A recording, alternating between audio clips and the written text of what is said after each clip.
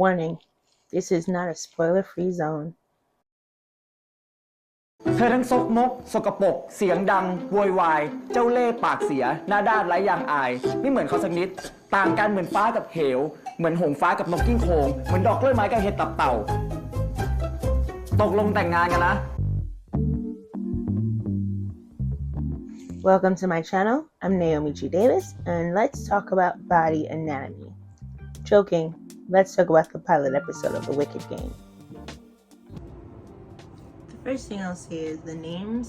It's going to be Off-Road and Dao. And if I'm saying Dao wrong, I apologize because it could be Dao. It could be Do like Lou, but I think it's Dao. So I call him Dao, and of course Off-Road is Off-Road. And that's going to be their names. I know that they have character names. I know that they have things that are names, but I'm going to be calling them Off-Road and Dao. Guys, it happened. The Wicked Game finally premiered. I have been waiting for The Wicked Game since Century of Love ended last year. I had two favorite shows last year. One was My Stand-In, and the second was Century of Love.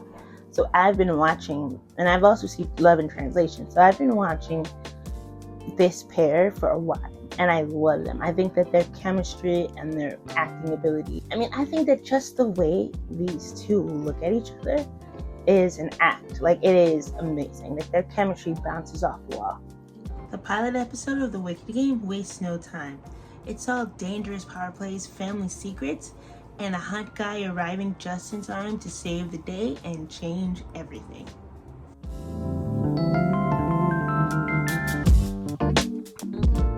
The premiere sets the tone as a tense family and power drama with a BL twist. We meet the estranged youngest son of a wealthy family. He's returning home after years away. His reappearance stirs tension among relatives and business allies who question his intentions. เงียบไปทำไมล่ะครับไม่ดีใจเหรอครับที่ผมกลับมาปรบมือกันสิครับ At the same time, we're introduced to a former cop who becomes tied to the youngest son's fate. Episode 1 establishes simmering rivalries, questions of trust, and the sense that the youngest son's return is more dangerous than it appears. By the end of the episode, the pieces are in place for a story of survival, loyalty, and unexpected intimacy. What did I think? Easy. I loved it. I thought the first episode was spectacular. It kept my attention for the whole 45 minutes. It kept me wanting more. Like, I ended the episode like I cannot wait for next Saturday so that I can watch this show.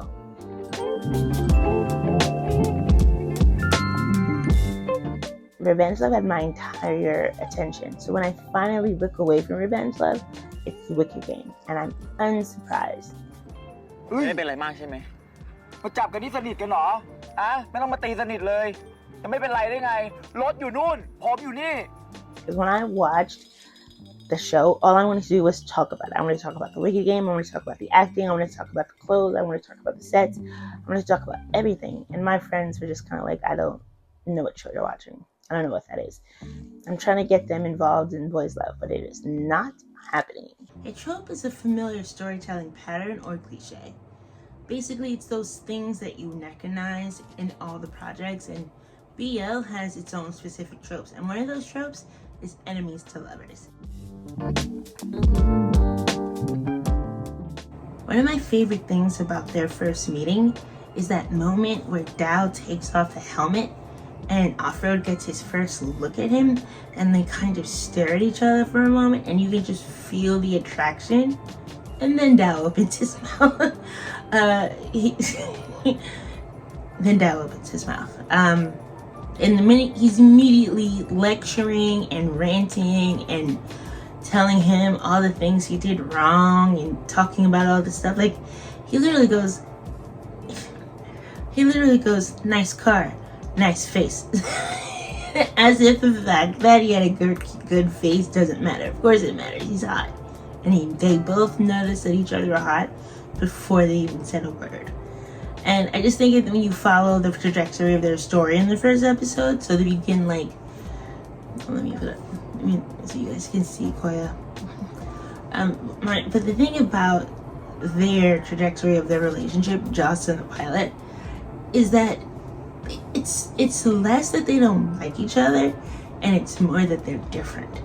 So instead of just saying, "Oh my God, that guy was freaking chasing me, and that's why I ran into you, and I'm so sorry," Frode is like, "You're a scammer. You ran in front of my car on purpose." It's like, no, why would you do that? But no, never mind. I do know that con artists do that. They do just like stand and like throw themselves at the car so you can think you hit them. That does happen. เฮ้ยนี่นอกจากจะขับรถควายๆแล้วเนี่ยพูดจาหมาๆอีกนะแบบนี้มันดูถูกกันนี่หว่า Wicked Game begins with a very clear prodigal son story, which of course is a trope that's been used not just in BL but in cinema, in TV, in books, in plays. The prodigal son story has two brothers. One is the brother who left, and the other is the brother who stayed and was steadfast and helped his father. The prodigal son returns, and the father throws him a party. And the brother who was there never left and was always there to support and help his parents are like, "What the hell are you doing? Why are you throwing him a party? He's a prodigal son. He left us." And the father's basically like, "When you leave too, I will also throw a party when you return." So the idea is that like when your kid leaves, you welcome them back no matter what the situation is that they left in.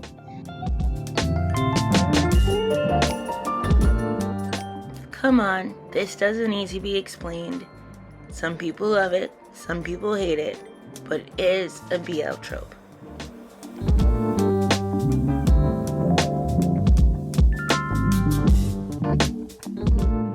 Okay, I'm biased. I know that I'm biased. They are the pairing from my favorite show of 2024. Of course I'm biased, but I give the chemistry award to my favorite couple, Off-Road and Dow. Well, they're my top 3 favorite couple. I don't actually know which one is my favorite, but they're in the top 3.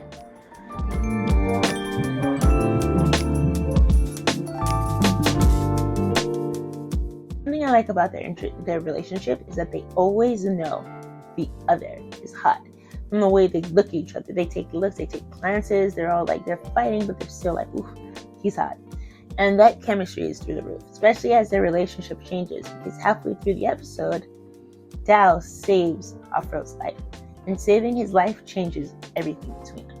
Because at the beginning, they're like, "Look, you're a stranger. Why do you care what I think?" And all of a sudden, they're like, "You know what? We're no longer a stranger. You saved my life."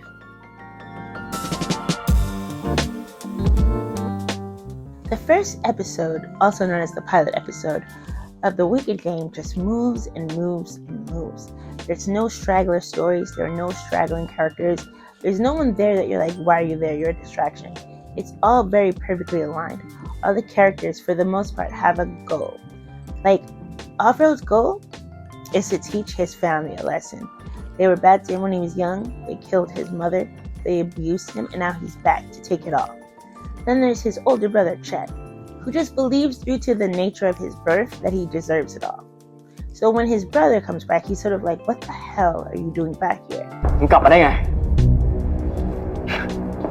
ก็นั่งเครื่องกลับมาไง มึงอย่ามากวนตีนกู ตั้งแต่มึงออกไป กูไม่เคยเห็นพ่อจะสนใจมึง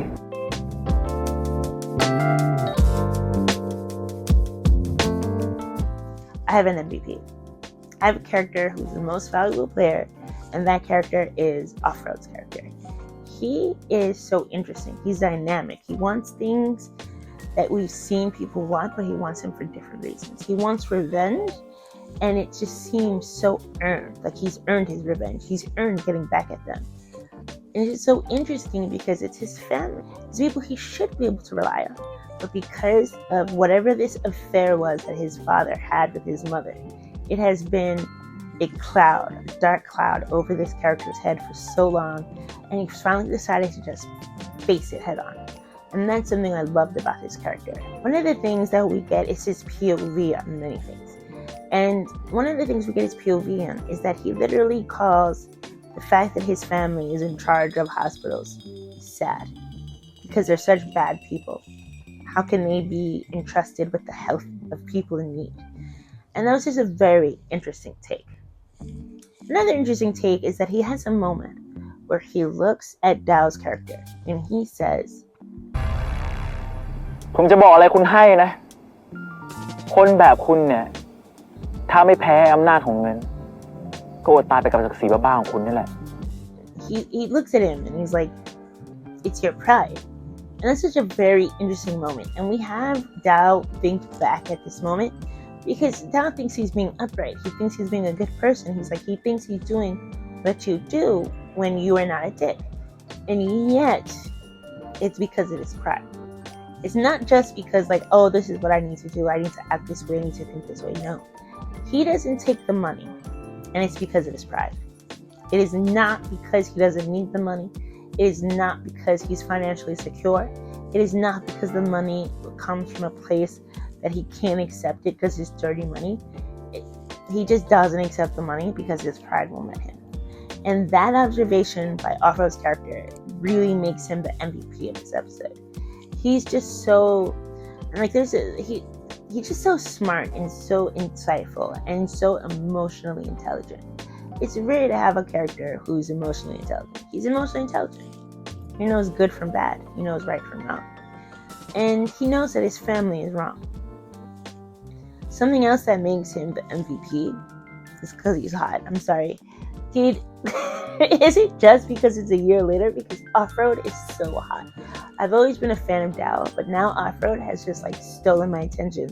The visuals are there. This show has looks. This show has visuals. This show has a very handsome and beautiful people. I'm excited to watch them.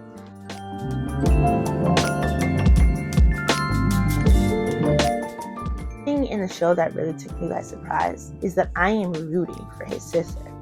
Throughout the show, you watch her family be misogynistic to her. You watch her win by losing. There's a scene where he's explaining to his sons that he wants someone to take over the company, take over this project, and the project must be someone without a scandal. Do you guys understand? And that's the way he tells these people, his children, that it's the daughter who's going to be spearheading the project. And then he looks at her and says, learn from your brothers, watch them. And you can already see that was offensive. You can already see that this is a woman who knows her place. This is a woman who knows her job. This is a woman who is successful, that comes up with ideas that are brilliant and then stolen by her brother.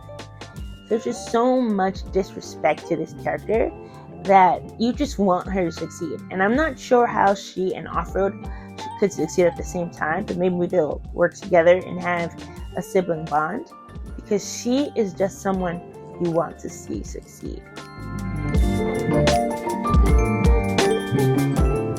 Mirror, mirror on the wall, who's the wickedest of them all?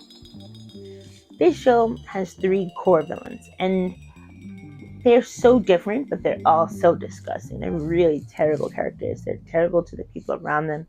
They have terrible thoughts. They're doing things that you wouldn't expect someone who works for a hospital, someone who owns a hospital, someone who's in charge of a hospital, in charge of the health of others. So here are the 3 villains. And they're the villains not just because they do villainous things, but they're the 3 wickedest because I hated them.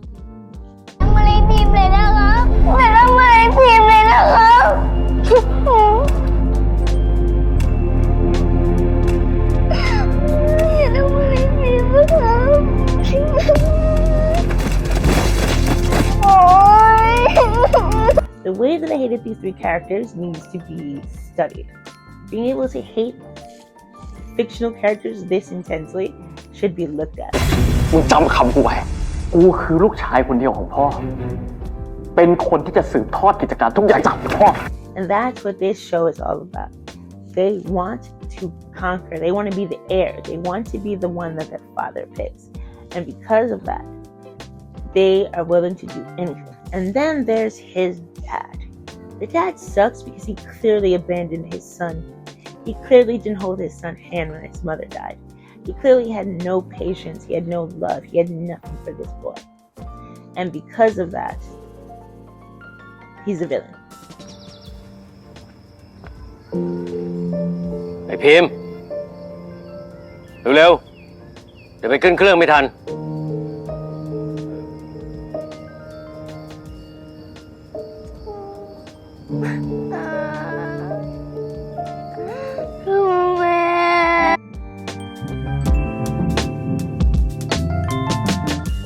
Okay, so if you watched my other video about revenge love, you know that I have a Chekhov gun fetish.